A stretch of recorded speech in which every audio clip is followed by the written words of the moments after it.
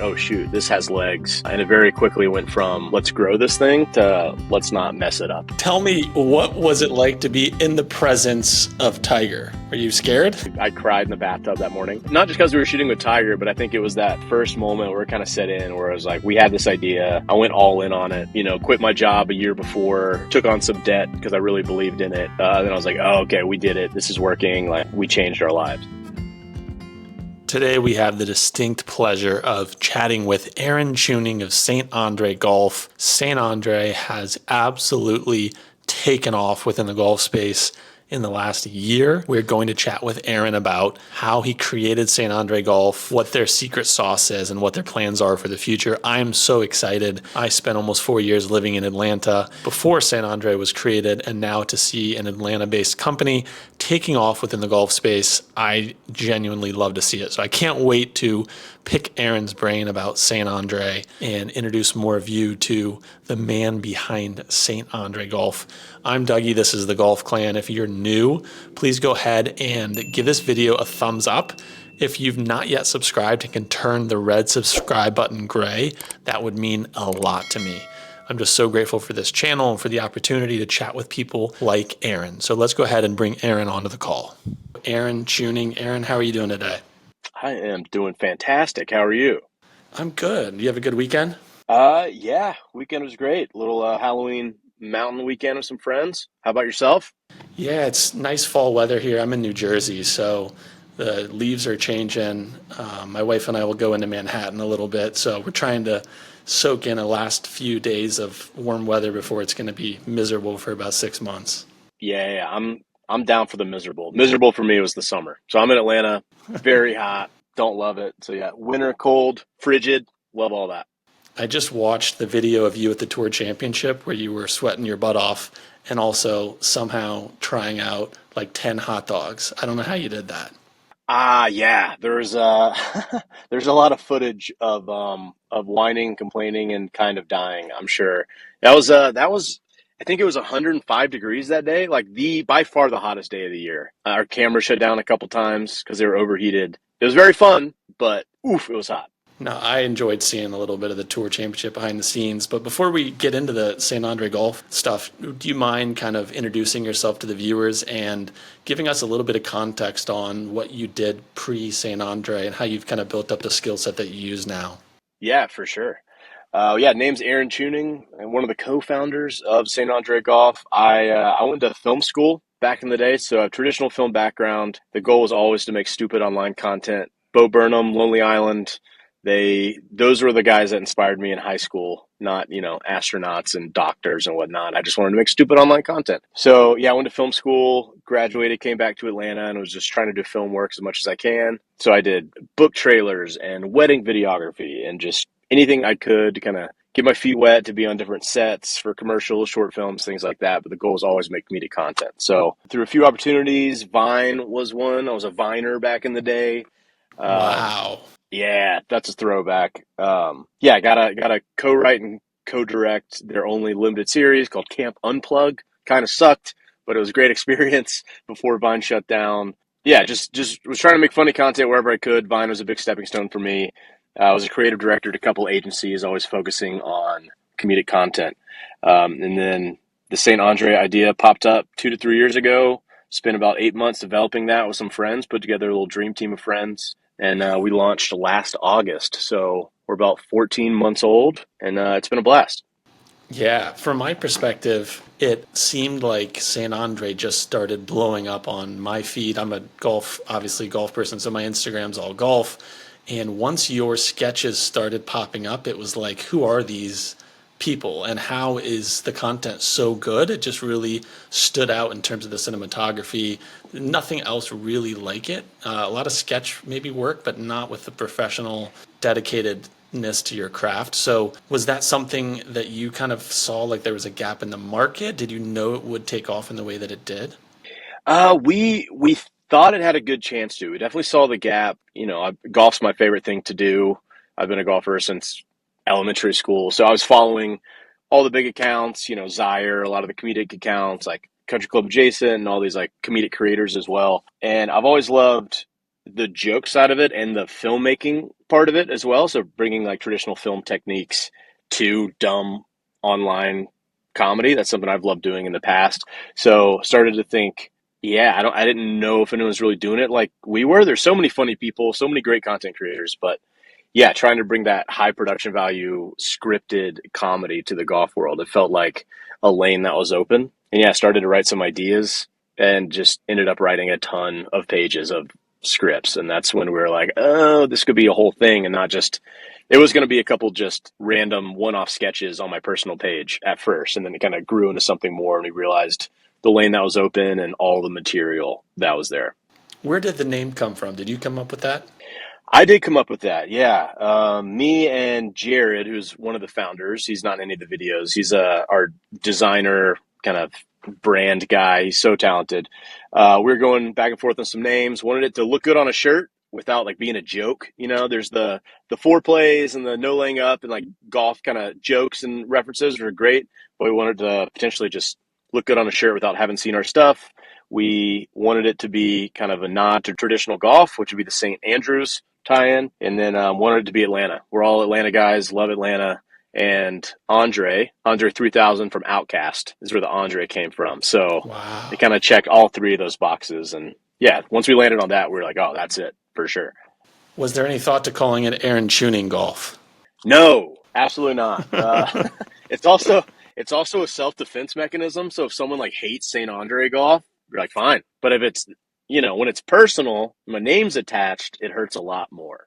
So take me back to kind of the early days. So you said you assembled a group, and I'm going to ask you about that in a little bit. But in those early videos that you posted, what were some of the conversations like in your group chats or your Slacks or whoever you're talking when you started to see some traction? I mean, it was very exciting, very fast. We were in it for the long haul. We had the list of golf accounts we hope to be featured on, desires and things like that. That hey, in 6 months we get a video on there. Maybe we'll start getting some traction. Had about 10 to 12 of those accounts earmarked, and then within a week we were on all of them without having Whoa. talked to any of these. A lot of people like Zaire posted this a couple times, and some of the comments are like, "How much are these guys paying you? What the?" I still don't know who runs Zaire. We've just talked to them, been like, "Hey, thanks for posting." Never paid them, never did anything. Pretty quickly, in that first week, we were like, "Oh shoot, this has legs," and it very quickly went from "let's grow this thing" to "let's not mess it up." And then what does your team look like in terms of people appearing on camera but also moving behind the scenes?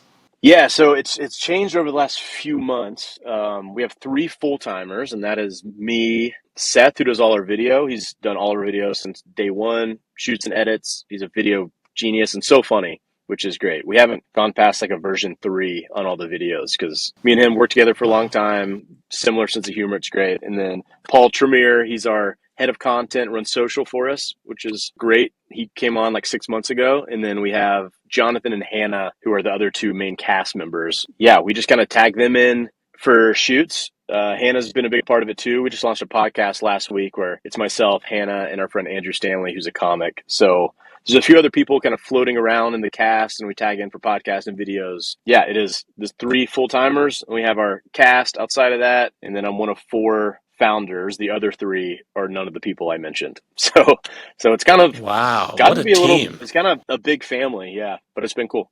That's awesome. Walk me through the process of filming a video for St. Andre Golf. What does that look like? Yeah, so it looks a little different now just because of we're doing long form and podcast and sketches. Maybe 6 months ago when it was just sketches, we tried to rent a course. There's a course that we shot most all of our stuff on in Atlanta called Heritage Golf Links. They have 27 holes, so 4 hours. They give us 9 holes. It's kind of the third nine. That's a little smaller. It's great, but probably not. It's the third favorite. I'm not gonna say it's the worst. It's the third favorite. You know what I mean? Yeah. So we have that from 8 to noon on a Monday or Tuesday morning. And yeah, they give us the run of the place, which is huge. And we kind of have to have that. A lot of people, some of the haters that are out there will be like, I can't imagine playing behind these idiots, like holding up pace of play. It's like, no, we're obviously not doing this between tee times. Yeah, and in those 4 hours, we've always tried to get like 7, 8, 9 sketches done. So Wow. yeah, we'll go out there. For the most part, the scripts are on me. So our actors Okay. love them. They're fantastic improvisers. For the most part, they don't know what we're shooting till we get there. We've just worked together for a long time. They trust me. I trust them, and we just take it line by line. And we're like, all right, now we're shooting this one, and we'll figure it out for 30, 40 minutes and move on to the next one. So every video is different. Some take a long time, some are real quick. But yeah, we just try to maximize those shoot days. And now we'll do shorter shoot days and try to get 2 or 3 done because we're doing all these other shoots. But So the script writing falls on you. So some of the magicness to these videos, like that just popped up in your brain and you just pulled out your phone and was like, let me just start sketching out a video and then bam. Is that kind of how it works? I mean, kind of, yeah. It's we've had one writer's room through the whole thing. We had a couple shoot days over at Purcell Farms in Alabama, which was wonderful. And that was the first time we had the run of a course for several days. And I was like, all right, we need some outside voices, some more fresh ideas. But other than that, yeah, I just kind of go to coffee shops, sit at a co-working space, and write these stupid ideas out. When it comes to the film techniques and whatnot, that really opens up what we can do out there, which I love doing. Like, we've done a horror movie character. We kind of parody horror movies. We've done a bunch of music videos. It's not Wow. just, dialogue and relatable jokes. We try to really, I don't know, just open our mind up and let the video geniuses that work behind the camera kind of do their thing. But yeah, like my notes app is just wild. There's phrases, there's random jokes, there's random stories, and then when it's time to write, I'll just kind of open that up and try to pick a couple and bake them out. If you had to pick one video that's your favorite that you've ever made, what would that be? Oh, that's a good question.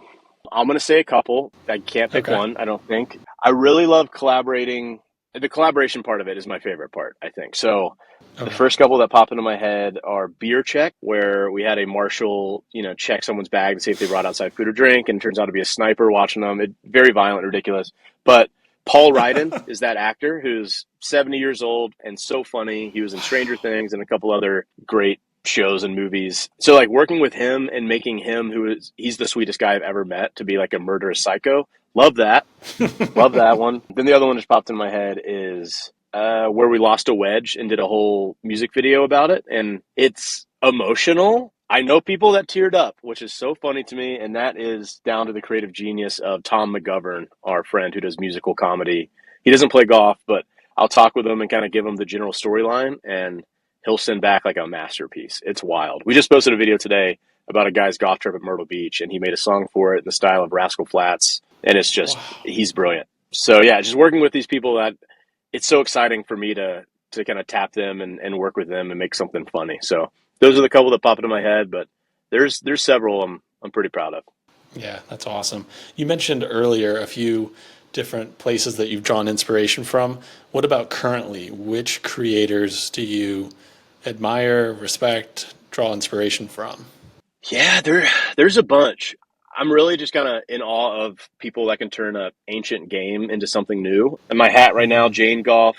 Love what Chris is doing over there. I don't know if you've seen the Jane stuff. It's no, I haven't. a What is character. that? It's a character. It's like cartoony. It's just really fascinating. He just did a really cool collab with Top Golf Mm, with Camp Jane. Group Golf Therapy is a podcast I love. Those guys are great. Their thing is it's a mental health podcast masquerading as a golf podcast, but they're more concerned with how you feel, not how you play.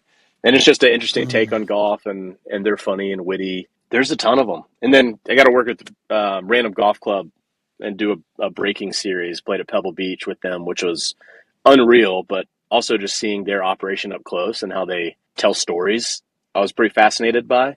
They're so great at video and making just cinematic masterpieces. So that was really inspiring for me to see too, and just see it all up close.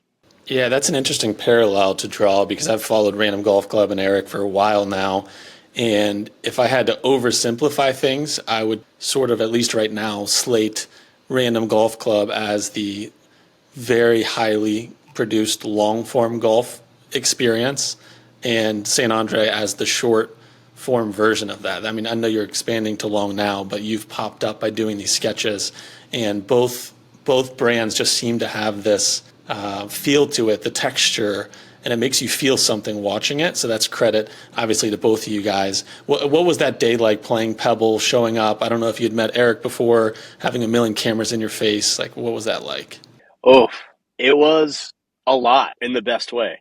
I met Eric a couple times. He was in Atlanta the week for the Masters, so he came to Hannah on our cast comedy show with me, and we got lunch. He's the man. And same, I've followed him for forever and just kind of respected what he's done for forever. So it's cool to work with him and get to hang out. I love the Breaking series. Like, I've watched every video they've ever done.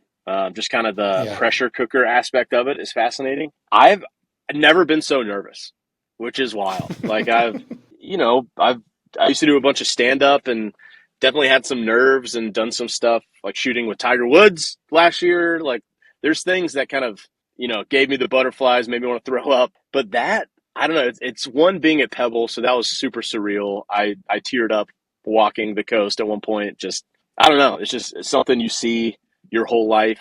I never really thought I would be there. Then all of a sudden, I was there, getting to play and have that experience. But then also the cameras. I mean, 6 cameras. You're playing from the back tees. You're putting everything out. It's windy. Wow. Just knowing you're standing over a ball, being like, whatever happens to this shot, hundreds of thousands of people are going to see this. And I shanked it in the ocean a couple times, and I didn't play great. None of us did. We all fought for our lives. I don't know if you watched it. Have you watched it?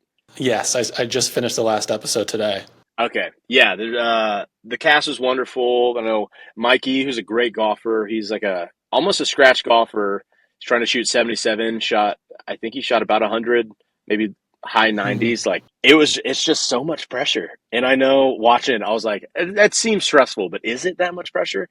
Those first couple holes, I really couldn't feel my arms. I'd like stand over the ball and it would just feel like noodles. It was so weird. I've never felt that. But yeah, it was absolutely gorgeous. That whole crew was wonderful. Just loved getting to hang out with them, and we were all in a big Airbnb.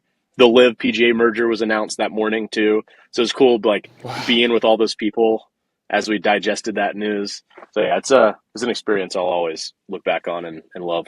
You have to be pretty proud that you parred number 7. That was pretty special. Yeah, that oof. 7 and 18, those were the two. I was like, just don't mess those up. Like, looking back, like I birdied. I don't even know what hole I birdied. So that's the thing. Like, I don't even know how I played some of the other holes, but I know how I played 7. I know how I played 18. I hit a ball in the water on the tee in 18 that we thought was safe and rolled back into the water, but I think I still bogeyed it even with the penalty. So I'm fine with that. Yeah, 7. I went to the golf simulator, Atlanta Golf and Social here in town, and played that hole hundreds of times. Yeah, That's part it. awesome. Happy with that. Yeah, that was really cool to watch. And I don't think as a viewer, like you said, you pick up on the nerves. You're watching guys play Pebble and hitting maybe, like you said, Mikey, some uncharacteristic like shots, being like, oh, I could have hit that chip shot. I could have done that. But I think it's the combination, like you said, not only the cameras, but playing Pebble Beach for the first time, it's a smack in the face regardless with how small those greens are, with all the trouble there. It's such a big holy grail of golf that you're probably so nervous and excited to play it. It's not just like you're relaxed, just hitting another shot. These are holes that you dream of playing. So crazy to watch. Yeah, yeah, it really was just absolute bucket list moment. And there was a bunker counter on the video. I think I was in 14 bunkers. There's just tiny greens. There's always 8 bunkers surrounding it. It was a brutal golfing experience, but also the prettiest and best ever. Yeah, no, that was special to watch. You're taking a lot of my questions. You're jumping ahead to a lot that I had written down. I wanted to ask you about. No, you're good. Tiger. So walk me through how did that happen? You just posted a video with making a commercial with Tiger Woods. Like, what the heck? Yeah, what the heck is right, and I'll always think what the heck. We launched August 24th last year, and in mid October, we got an email from Fuel Films Company saying, "Hey, you guys want to come to Florida and shoot with Tiger?" I thought it was fake, fully thought it was fake. Like, sent it around, on Slack, and I was like, "What are the odds it's real?" Everyone's like, "I don't think that's real." So we got on a call. It was the guys from Fuel Films and Adam, who is now a very good friend, the head of marketing at Bridgestone. He's got the Bridgestone on the wall behind him. Then I'm like, oh shoot, this is real, I think. So yeah, they, had just wanted to kind of maximize their content day with their golfers. So that's Tiger, Fred Couples, Matt Kuchar, Jason Day, and Lexi Thompson. And they wanted to do some humor stuff. So I guess our stuff caught their eye. We're also in Atlanta. They're in Atlanta. I didn't know that beforehand. I'd also played Bridgestone balls and irons for about 6 years. So Wow. love the brand, and they're my go-to golf brand. They also were the first people to reach out. So it worked perfectly. But yeah, just worked with them.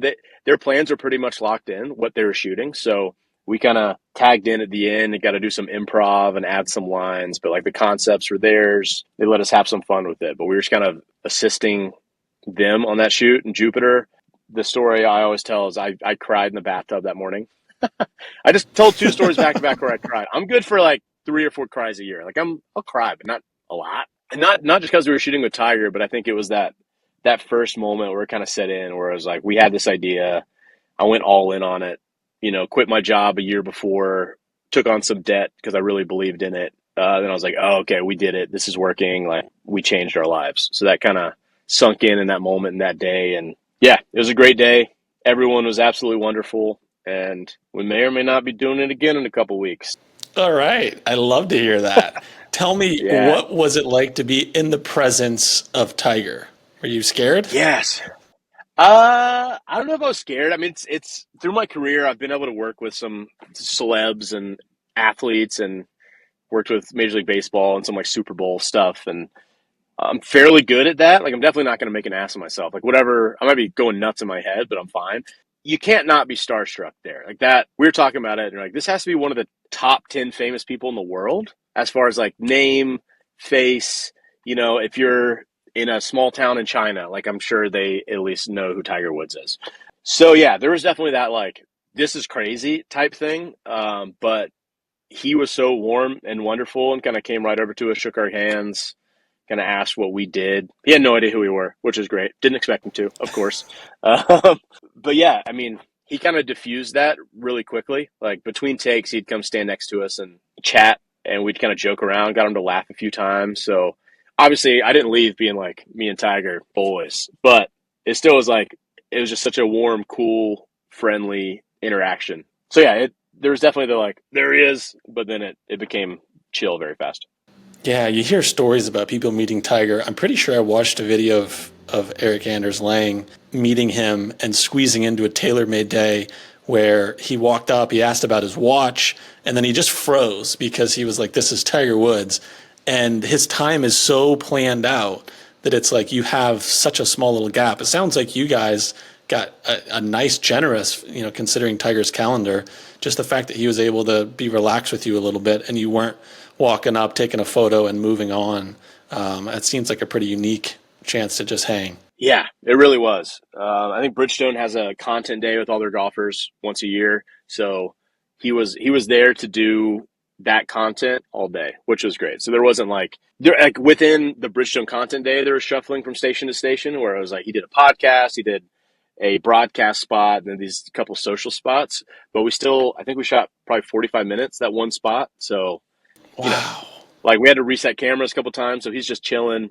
But yeah, he wasn't going anywhere else, which was nice. It wasn't like he's playing that afternoon and talking to media real quick. Like he was there to make content. So it was probably the best, most quality time we could get with him for sure. I can't imagine how cool that is. Congrats to that, and look forward to more future awesome videos and collabs. Can you talk to us a little bit about transitioning into YouTube long form content and what that has looked like for you, just shooting an entirely different type of video? Yeah, it's been a fun experiment. I think sketches are our kind of secret sauce and special power. That's what we love doing. I think that'll always be number one. So we're going to keep doing that. And we're trying to figure out what bringing that comedic tone over to YouTube looks like. It's so fun to shoot matches and so easy, especially when like Right. sketches are like writing and we're planning out shots and the editing, and it's a big chunk of my brain doing that. And so setting up a match where me and a buddy can go mess around and just kind of like make fun of each other, it's just a blast. So it's definitely different. It's definitely less stressful, which I appreciate.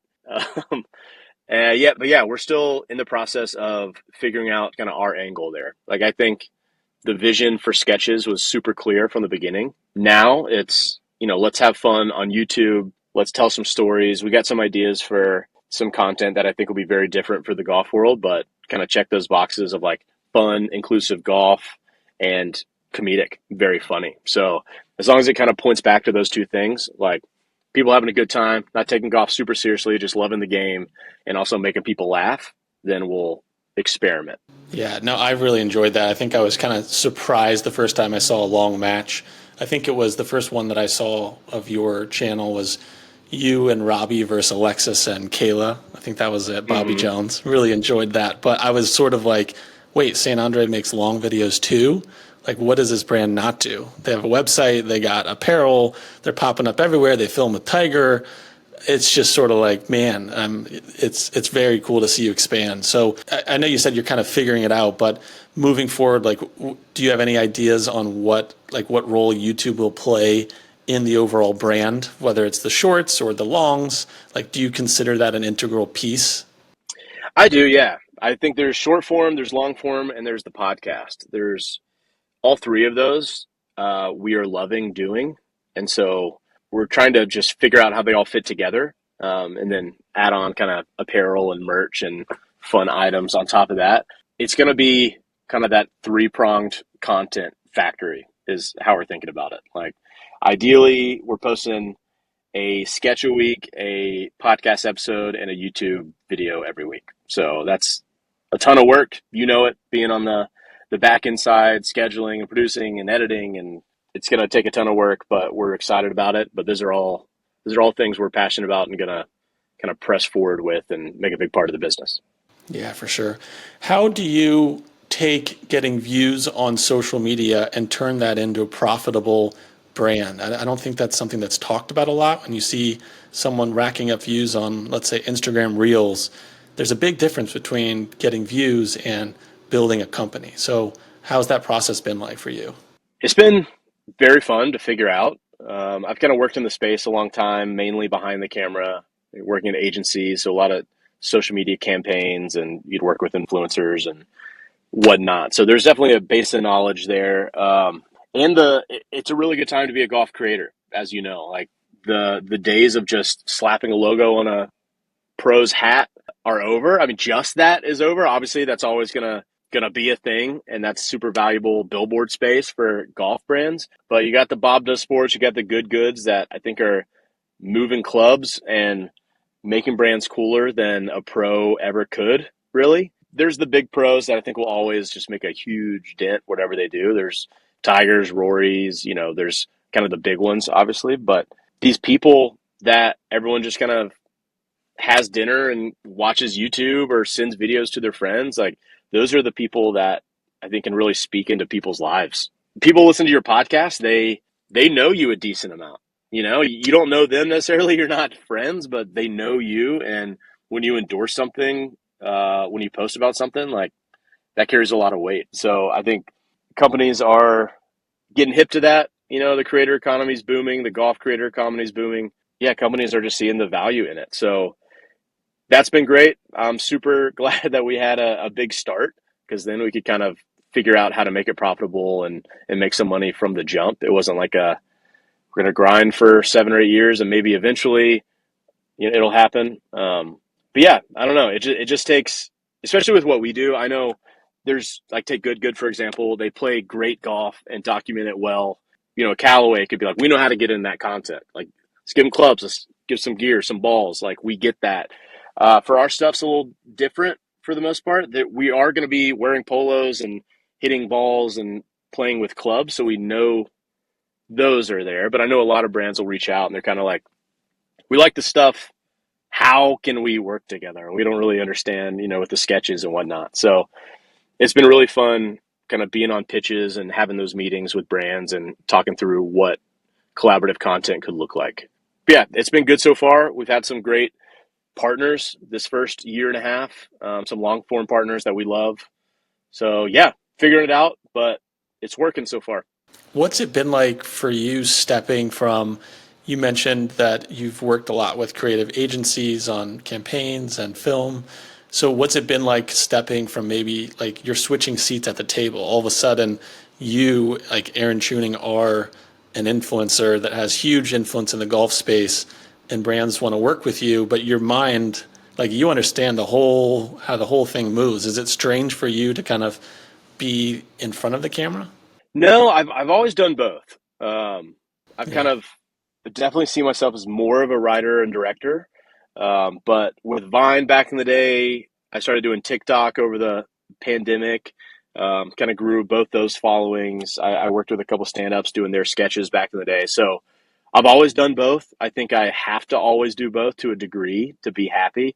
See, I don't know. There's just a balance to it. Like if it makes sense for me to be in something, I'll do it and love it. Like I really enjoy it. But we do a bunch of sketches and have some stuff coming out that I'm just behind the camera on, and I love that just as much, really. So it kind of just depends on what the project is, what the individual sketch or video is.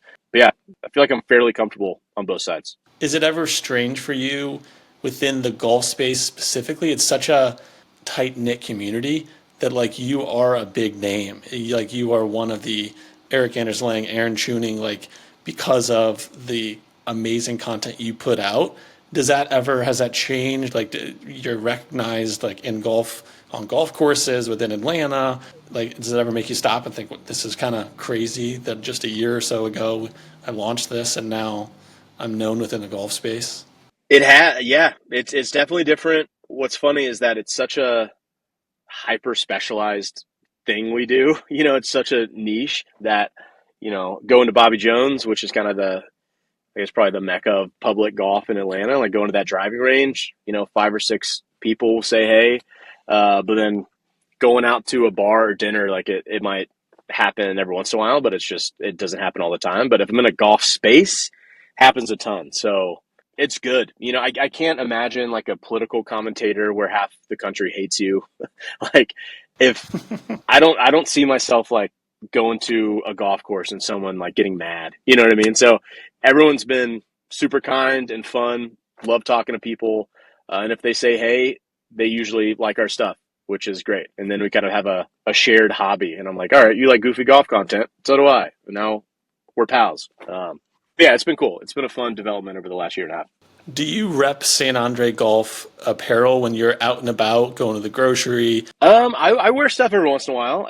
I swear it's not like I want people to see me and know me. I mean, I like the hats. I don't know. I like the hats, like some of the t-shirts. Like it happens, especially golfing. I'll wear them Yeah, because it's kind of, there's also a degree of like, if I don't support it, who's gonna? You know what I mean? right, right. Like I see the zip up right now. It looks good. Hey, Repping the brand. You know what I mean? You got to do it a little bit. yeah. At least what I found is that when you travel in packs, it's like, what is that? If you're kind of with some of your friends and you're each wearing some merch, it's like, okay, I should know about what that is. And I think it makes total sense that you're wearing some of your cool designs, t-shirts, hats, all that stuff. You mentioned the podcast that you just launched. Can you tell viewers what to expect from the podcast? I haven't had the chance to listen to it yet. Like, what's it about? Yeah, it is a comedy interview podcast. We're not focusing on golf news necessarily. Like, there's so many great podcasts out there that cover it well. You cover it well. There's the no laying ups, there's the foreplays. Like, we're not trying to get in that space. We're trying to have entertaining and funny people on and just use golf as a backdrop, pretty much. So we launched Friday. We're putting out a couple episodes. That's just me, Hannah, and Andrew to start. We have an episode with the Pointer Brothers coming out this week. We interviewed Tyler Jari, Front Porch Dad. Tomorrow we're recording with Martin Borgmeyer, reigning Wow. World Long Drive #1. So he's coming to the studio because World Long Drive's in Atlanta this week. So I'm worried about our couch and will it hold his weight? I don't know. It's from IKEA and it's not great. So yeah, we're just having a ton of fun. We're asking them goofy, fun questions, asking for fun stories. Like it's not super inside baseball when it comes to the golf world. We want it to kind of be like how we play golf. Like we're laughing, we're having drinks, we're not taking it too seriously, but it's still kind of around the sport we love. It's kind of how we're thinking about it. Will viewers be able to tune in via video, or is this exclusively to the Spotify's and the Apple podcast platforms? It'll be both. Yeah, it'll be everywhere in the audio sense, and then we'll also do full episodes on YouTube, which is just our normal Awesome. channel. And we just launched on Instagram, and that's St. Andre Podcast. We'll be doing clips every week. But yeah, we have a little studio we've built out in Atlanta the last few months, and finally ready to use it. So it's fun. We're sitting on couches. We got this big flag behind us. Like, we're doing the whole thing. I can't wait to see some of those clips. Before I let you go, are there any questions that I should have asked that I didn't? Any topics you'd wanted to touch upon that I haven't asked you about? Hmm. No, I had a great time. I enjoyed all these questions. I did too. Yeah, It's thanks for also, making time in your busy week. of course, it's great talking to you. It's fun to talk about our favorite ones, which I feel like I rarely get to do. It usually sounds real bad if you mention something and I'm like, "Did you see this one? It's a good one. Did you see it?" You know. So yeah, it was fun to just kind of talk about Paul Ryden and Tom McGovern and the other people we get to collaborate with. So enjoyed that question, but I enjoyed it all. You're a delight. Thank you. It's been fun to chat with you. Closing question for people who are just getting introduced to St. Andre Golf. If someone hasn't yet heard of the brand, how do you describe the brand, or how do you want to be known as a brand? What do you stand for? Oof. What do we stand for? You dropped the hammer there at the end. How I describe it normally is golf sketch comedy. Like, you know, my friend BT, who's a brilliant marketer, talks about the epitomizing statement where, like, you know, if you confuse, you lose, that whole idea. We do golf sketch Yeah, comedy. yeah. But with the podcast, with long form, obviously now it's like a comedic golf brand. And then the questions come in and they're like, what does that mean? When it comes to what we stand for, yeah, you know, old school, like your granddad's kind of uptight, you know, homophobic, misogynistic golf. Like, that's not our vibe. We're public course playing, like, Saturday golfers that have a great time out there. Playing golf with my friends is probably the hardest I laugh. And so we're kind of trying to translate that to social media. We're trying to, you know, bring people into the game. We're all doing PR for golf in our own specific way. The comments that say, like, I don't even golf, but I love this in these videos in this channel, like, those are my favorite comments by far. Like, it's just, yeah, it's fun. Love golf. Want more people to see it and appreciate it. And the people who already play it, want them to keep laughing at it because it's ridiculous and a blast. How can viewers get connected with the brand? What's the best way to follow? Where should we direct them? Yeah, it's St. Andre Golf everywhere. That's ST Andre Golf. That's our handle everywhere. And then, you know, if you want to listen to the podcast, we're going to go hard on that. We're going to have a ton of fun. We're posting about it on Instagram, and you'll see it on YouTube as well. But that's ST Andre Podcast on Instagram. And everything else, yeah, it's just socials. We're just posting all kind of nonsense. We'll be getting into some fun stuff. Might do some live stuff down the road. If that's tournaments or kind of live podcasts, like comedy show. That'll happen next year at some point. So just be on the lookout. But if you just follow our main channels, you'll see it all. Awesome. Well, I want to congratulate you on your success. As someone who spent a few years living in Atlanta, it's very cool to see videos shot at places like Bobby Jones. And I'm sure I can speak on behalf of a lot of Atlanta-based golfers that, like, you feel like one of our own in some sense. And so your success is just awesome to see within the golf social media space, seeing brands pop up everywhere, but an Atlanta company that is just making top tier comedy content. So congratulations and thank you for representing Atlanta well. Yeah, absolutely. Love Atlanta a ton. Go Braves forever. I don't want to talk about last week. Go Braves. Go Atlanta. I'll keep watching your stuff and just like smiling every time I see you guys pop up. So keep doing what you're doing. Appreciate it, man. You too. Excited to see you keep blowing up. A big thanks to Aaron Chewning for hopping on the show. Really enjoyed chatting with him. It's pretty crazy how quickly St. Andre Golf has become a household name. And just hearing about working with Tiger Woods, working with Random Golf Club, just the rise of St. Andre Golf, it's fascinating to me. Such a cool brand, very unique in the golf space. So I hope you enjoyed that conversation as much as I did. If you did, please give this video a thumbs up. That would mean a lot to me. I'm Dougie. This is the Golf Clan, your home for YouTube golf news. And if you're not yet subscribed, if you could take a second, go ahead, turn that red subscribe button gray. I would really appreciate that. Thanks so much for tuning in to this episode, the St. Andre episode of the Golf Clan. Thanks so much, and I'll see you in the next video.